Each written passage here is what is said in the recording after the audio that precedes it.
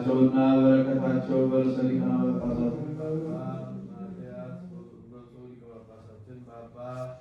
ሳሙኤል በደብራችን መደብረ ምሕረት በሀገራችን በኢትዮጵያ በምንኖርባት አሜሪካ እዚህ በተሰበሰብነው ሕዝበ ክርስቲያን ላይ ለዘላለሙ ጸንቶ ይኑር አሜን። የሐዋርያት ሥራ ምዕራፍ 21 ቁጥር 31 እስከ መጨረሻው። ሊገድሉት ሽተው ብዙ ደበደቡት።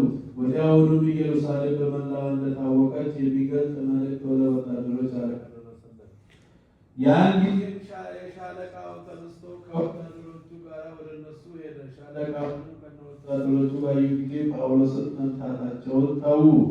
የሻለቃው ቀረብ ብሎ ያዘው፣ በሁለት ሰንሰለት እንዲታሰርም አዘዘ። ምንድን ነው? ምን አደረገ ብሎ ጠየቀ። ሕዝቡም ይጮኹ ነበር። ሻለቃው ሕዝቡ የሚታወቅበት ማወቅ ወደ አደባባዩ እንዲያወጡትም አዘዘ። ደረጃውንም በሚወጣበት ጊዜ ወታደሮች ተሸክሞ ሰው ይጋፋ ነበርና ብዙዎችም ይከተሉት ነበር። ሕዝቡም አስወግዱት እያሉ ይጮኹ ነበር። ወደ አደባባይ በደረሱ ጊዜ ጳውሎስ ሻለቃውን አነጋግረህ ትፈቅድልኛለህ አለው።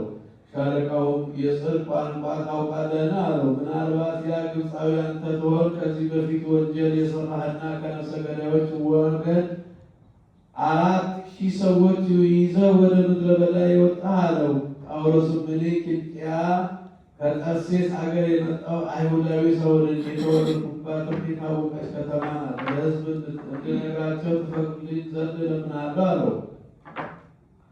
በፈቀደለትም ጊዜ ጳውሎስ ከደረጃው ላይ ቆሞ እጁን ወደ ሕዝብ ዘርግቶ ዝም በሉ አላቸው። ከዚህ በኋላ ጸጥ ሲሉ ጳውሎስ በዕብራይስጥ ቋንቋ ተናገረ። የእግዚአብሔር ቃል ፈጽሞ መላ፣ ከፍ ከፍ አለ። በቅድስት ቤተክርስቲያን በእርሱ ተጨመረ። ምስጋና ገንዘቡ በሚሆን በጌታችን በኢየሱስ ክርስቶስ ያመኑት ሁሉ በዙ።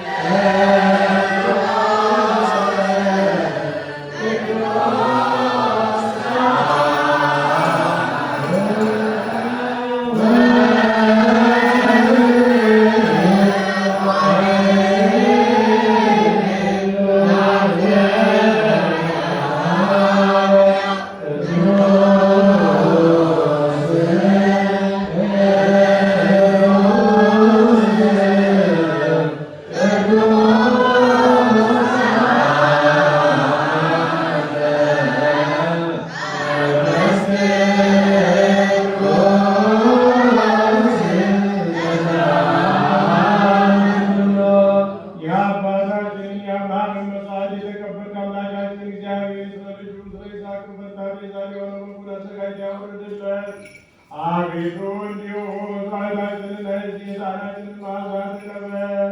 በእርሱ ፈንታ ይቅርታና የቸርነትህን ብዛት ከላይ ላክልን። ከክፉ ኃጢአታችን ሽታው ሁሉ ንጹሐን እንሆን ዘንድ ሰውን የምትወደው በንጽሕና ምስጋና ፊት እናገለግል ዘንድ የበቃን አድርገን በሕይወታችን ዘመን ሁሉ በእውነትና በንጽሕና በደስታ ሐሴት